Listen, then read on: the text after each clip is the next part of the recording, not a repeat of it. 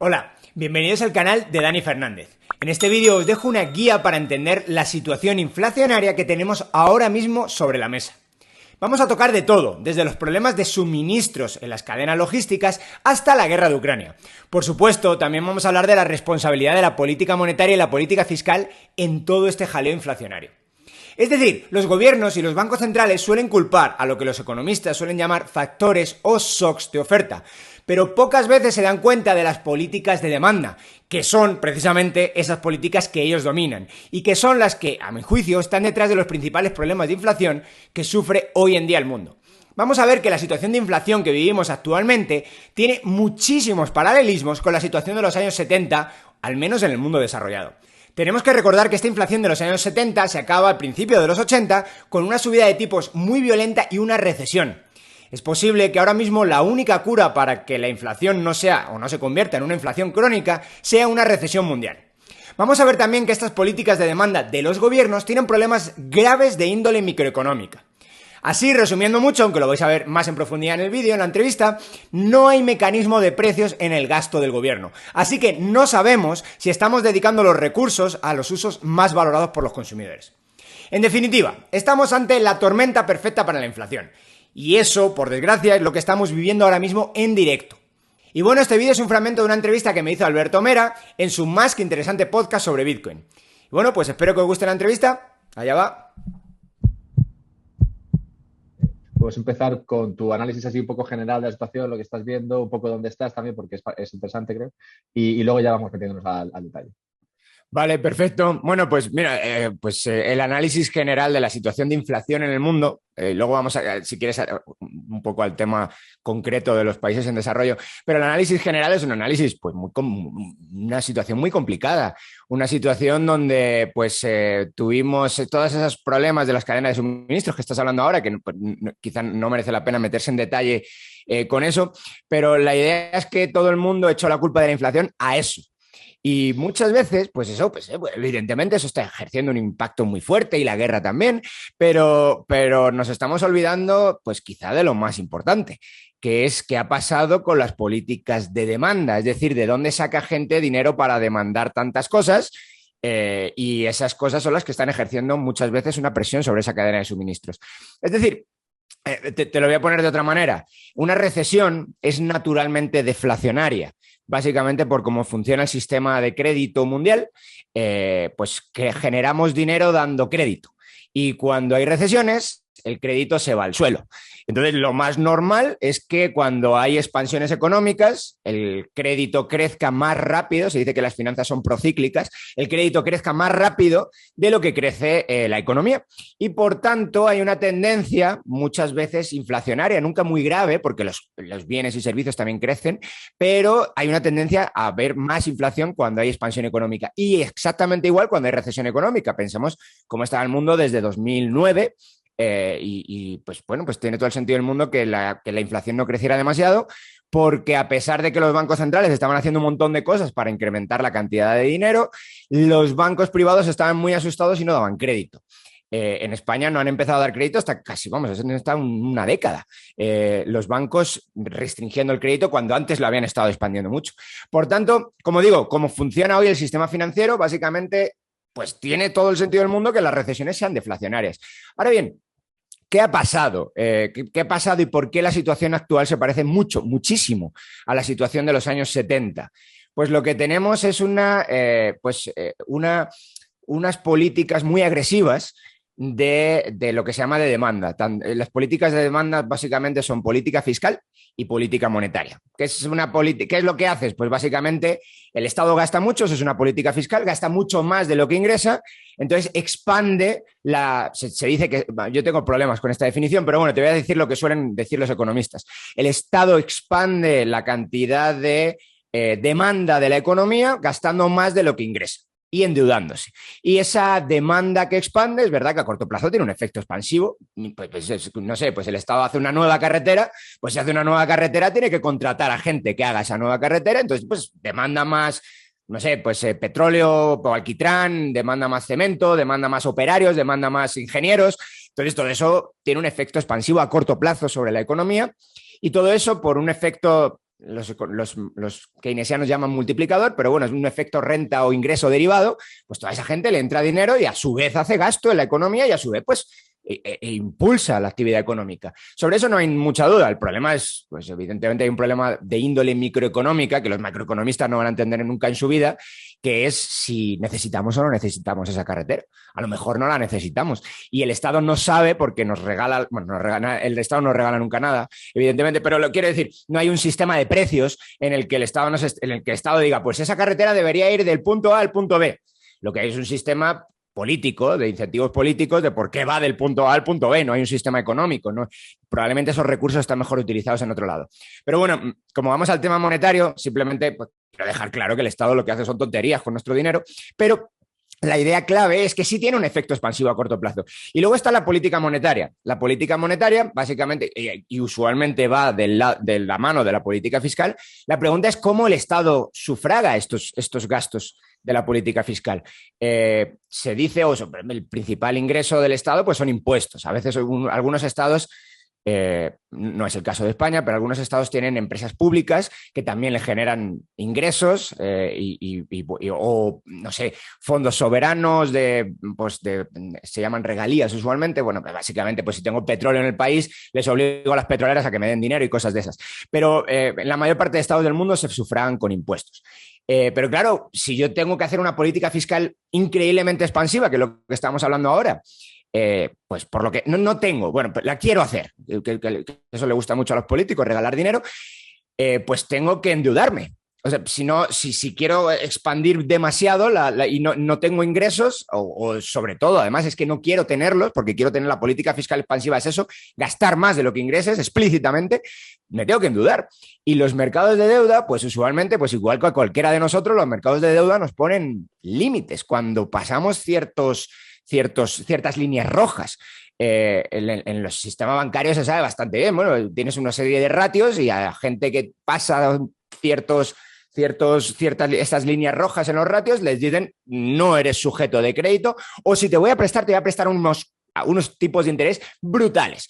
Entonces, claro, pues esto lo saben los estados y llega un momento, sobre todo ha pasado ahora en la pandemia, donde pues muchos estados no iban a tener capacidad de endeudarse.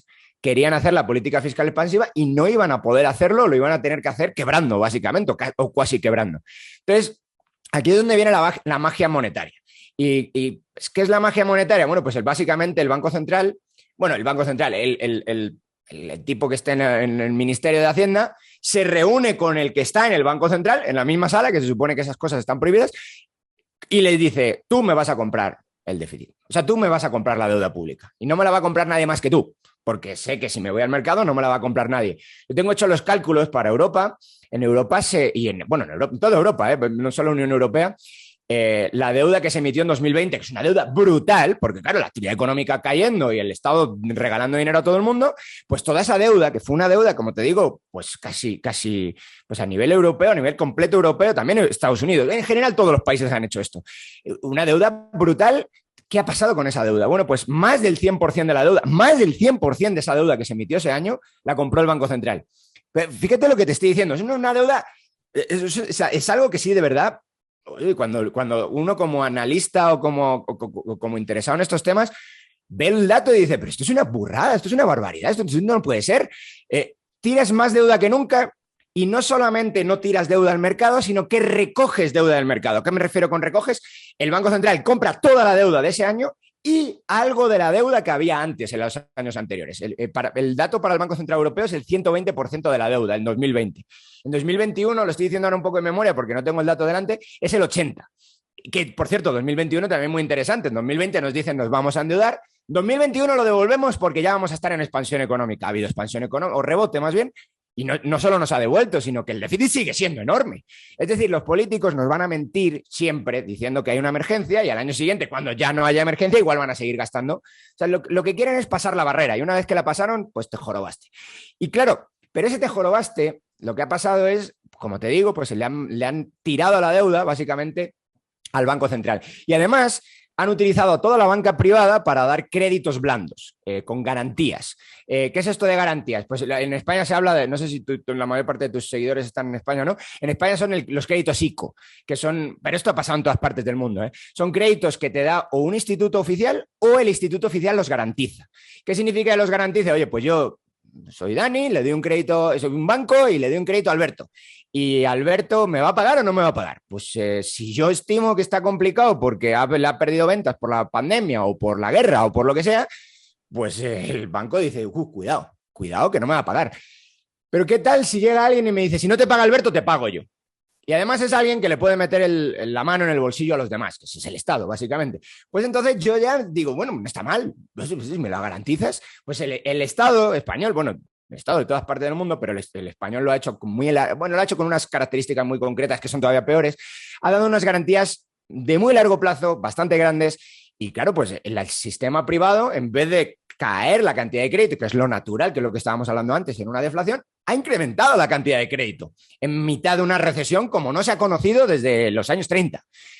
O sea, esto es algo también muy raro, muy, muy raro. Entonces, claro, las dos cosas juntas, el Banco Central comprándole toda la deuda que le dé la gana al Estado, toda, básicamente, pues por lo que no se han ido los tipos de interés a las nubes. Bueno, no se han ido los tipos de interés a las nubes, pero la inflación sí. O sea, los tipos de interés no, pero la inflación sí. Y los tipos de interés se van a ir ahora a las nubes. Se están yendo ya, de hecho. Entonces, claro, tienes este problema y, por cierto, los economistas, muchos, al menos los más cercanos al libre mercado, llevamos tiempo pues diciendo, esto va a generar inflación, esto es un problemón. O sea, si tú sigues haciendo esto, vas a generar la inflación. Pero la economía está plagada, eso es un tema que a mí me gusta mucho hablar, está plagada de no linealidades. ¿Qué es una no linealidad? Pues tú en 2020 haces una barbaridad como la que te estoy contando ahora y no pasa nada. Y tú en 2021 haces la barbaridad y empieza a pasar algo, pero no demasiado. Y aquí es donde viene pues, el concepto de sorpresa, que es un concepto pues, que utiliza, por ejemplo, mucho Huerta de Soto, o el concepto de fragilidad, que es un concepto de Taleb, que es básicamente te hiciste frágil, te vas haciendo paulatinamente frágil y después de hacerte paulatinamente frágil, pues viene cualquier cosa, algo inesperado, o puede ser un cisne gris o un cisne negro, es decir, algo que consideres muy poco probable, pero que estaba por ahí, o algo que era completamente imposible. Es la diferencia, bueno, no importa mucho ahora eso, es la diferencia entre un cisne gris y uno negro. Pero en cualquier caso, pasa algo. Y cuando pasa ese algo, todo el mundo le echa la culpa a ese algo, que es la cadena de suministro. Pero, nunca hubiera pasado todos esos problemas enormes si no hubiera pasado toda la política de demanda detrás, de política fiscal, que estamos hablando ahora, ultra expansiva, y de política monetaria ultra expansiva. Te hiciste ultra frágil y cuando vino cualquier evento, el que sea, que no estaban que los agentes, bueno, agentes ni económicos ni no económicos, parecían estar esperando, pues de repente, ¡boom!, salta la inflación de golpe. Entonces, claro, como salta la inflación de golpe, pero llevan haciendo barbaridades años, la gente dice, no son esas barbaridades, deben ser otras cosas. No, sí son esas barbaridades, solamente que se han quedado escondidas durante mucho tiempo y cuando ha pasado un evento trágico, el que sea, han saltado todas de golpe. Entonces eso es lo que en economía se llama una no linealidad, que es que pues parece que la relación lógica estaba escondida durante mucho tiempo, está tan escondida que mucha gente pues estaba riendo de los economistas, que estos no tienen ni idea de nada, nos dicen que va a haber inflación y no aparece. Y de repente nos aparece de golpe, pero entonces ya nadie le hace caso a la política fiscal y monetaria y todo es culpa del COVID, de la guerra, de lo que sea. Bueno, a ver, no hay que quitar importancia a todas esas cosas, pero la idea es que esas son causas, o sea, son cosas que son una causa real también de la inflación, pero son causas muy próximas, muy directas. Hay unas causas mucho más profundas y que son mucho más importantes, que es toda la política, pues como te estoy diciendo, monetaria y fiscal. Y otro tema también interesantísimo es que los estados han estado regalando tanto dinero y nos han estado encima encerrando que han cambiado la composición de la demanda. Esto es algo también hiperinteresante. Es decir, si tú ves, yo lo tengo calculado para Estados Unidos porque para hacerlo para otras, que es donde tienen mejores datos usualmente estadísticos, cuando tú ves, por ejemplo, si se ha recuperado el turismo, todavía no. Hay algunos sectores de la economía que no están ni cerca del 2019 y otros sectores que se han multiplicado mucho. Es muy famoso el caso de los semiconductores, pero bueno, en general estábamos hablando fuera de micro, o sea, fuera en abierto, de si hoy tenías un buen micro o no. Tú no sabes lo que... Yo no tengo... Mi micro tampoco es increíble, pero vamos, lo que me costó conseguirlo, porque no había. No había, o sea, hubo una avalancha de demanda sobre pues para estar pues te encierran en casa, pues tengo que ver qué hacer en casa. Pues una de ellas era no había micros, no había cámaras, no había webcams, no había pantallas, no hay chips, ahora se está empezando a arreglar un poco la situación, no había tarjetas gráficas. Es una cosa, eso es claramente un problema ¿cómo se llama esto? De logística, como estábamos hablando antes. Claro, pero el problema de logística, ¿de dónde viene? ¿De dónde saca la gente dinero para demandar todas esas cosas? Oye, pues saca dinero porque se lo has puesto en el bolsillo. Literalmente, le has puesto en el bolsillo un dinero. En economía tenemos una cosa que se llama, que la mayor parte de economistas, por desgracia, no conoce bien porque nadie lee ya, pero es la ley de Say. La ley de Say básicamente nos dice, la ley de Say es toda oferta es una demanda. Si la buscas en Internet, esto está mal. Como la gente ya todo busca en Internet, si lees a Say, no dice eso. Pero la ley de Say es toda oferta es una demanda. ¿Qué significa eso? Que yo cuando produzco cosas, o sea, yo produzco clases de economía, no sé, tú produces podcast de Bitcoin, pues tú en parte estarás consumiendo tu propio contenido, pero lo más probable es que lo estés produciendo porque consigues obtener recursos con los que comprar otras cosas. Eso es básicamente una división del trabajo moderna que el ser humano lleva haciendo miles de años. Bueno, claro, cuando tú tienes esta idea en la cabeza de toda oferta es una demanda, la idea aquí, derivada de esto, es que no puedes demandar cosas sin haberlas ofertado antes. Es decir, no puedes demandar cosas en un... Yo puedo demandar un Ferrari, pero claro, a mí, mi sueldo de profesor no da para un Ferrari. Entonces mi demanda de un Ferrari no es una demanda real. Ferrari no me tiene en cuenta a mí nunca en sus estimaciones. Sí, me tiene en cuenta Hyundai o no sé, o algo así, pero Ferrari no me va a tener nunca en cuenta. Yo no puedo demandar esas cosas. Entonces, la idea es esta. Es verdad, si quieres luego profundizar en este tema, que es importante para el tema monetario, pero no es crucial, si quieres podemos hablar de cómo puedes adelantar mediante el crédito tus ingresos futuros. Entonces, hay una ley de Say intertemporal, pero bueno, no nos metamos ahora en jaleos, en camisas de once varas. La idea es esta. Si no produces, si no vendes, si no generas algo, no puedes demandar nada. Y si no generas lo suficiente para ese algo, pues tampoco. Si tienes otras cosas más importantes que demandar, pues entonces no vas a hacer una demanda de otra cosa alternativa, ¿vale? Eso es un poco la idea. Claro, en una recesión es muy interesante, porque una recesión es caída de producción, así, en picado. Por lo tanto, si cae la producción, cae la demanda. Básicamente porque estoy vendiendo X y ahora vendo X partido por 2, si toda oferta es una demanda, pues ya no puedo demandar tanto como antes. Por lo tanto, las recesiones, por este lado también, tienden a ser deflacionarias. Y es rara las recesiones inflacionarias.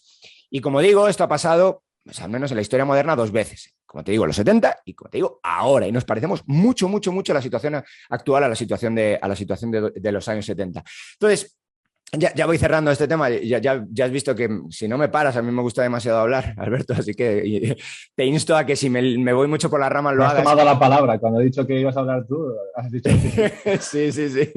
Entonces, bueno, como te digo, por cerrar el tema de cómo está la situación actual, sí, ha habido problemas de demanda, pero claro, los problemas de demanda, ¿de dónde ha sacado la gente para demandar cosas? Pues ha sacado de la política fiscal y monetaria expansiva, es decir, claro que sí, que algunas líneas de supply chain, algunas líneas logísticas se han saturado, pero se han saturado por una demanda que le has regalado a la gente. Y en esta recesión, en la recesión anterior, ha sido bastante claro que se lo has regalado. Bueno, en Estados Unidos es más claro que toma un cheque a tu cuenta.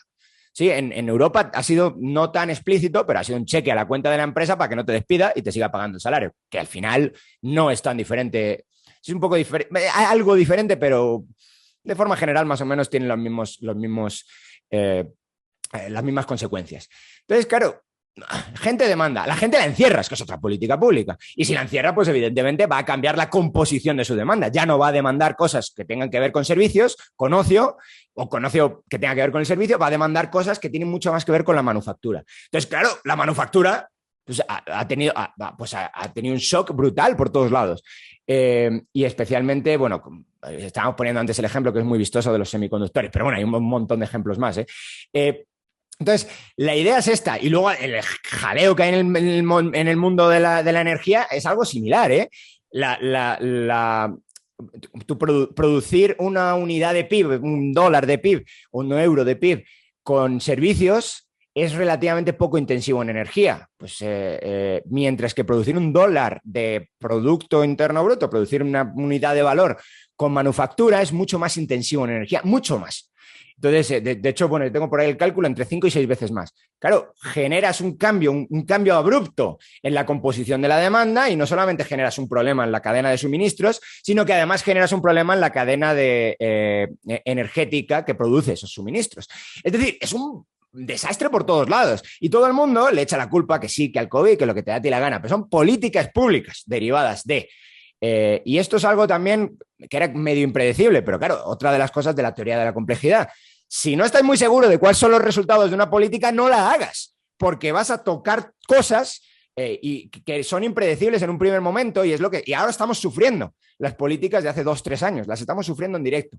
Entonces, cuidado con eso de que la inflación viene sobrevenida, que si una guerra, que si los problemas de la cadena de suministros, porque por un lado, no hubiera habido toda esa problema en la cadena de suministros si no hubieras cebado la demanda con un montón de dinero de la política fiscal y la política monetaria. Y luego, otra política pública es la que ha generado, no sé si, o sea, tampoco soy experto en eso, a lo mejor era necesario hacerlo, pero claramente alguien tenía que haber tenido en cuenta que hay efectos inesperados de esa política y que ha generado un cambio, un switch brutal, un cambio bastante importante en las políticas, en la composición de la demanda.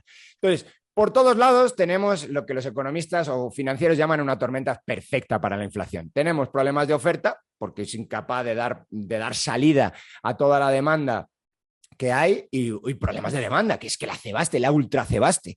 Entonces, esa es la situación mundial ahora mismo. Y tenemos, pues creo que ayer o antes de ayer salió el dato de la inflación de Estados Unidos, 8,5%, que es en dólares. Es algo inaudito. Bueno, inaudito.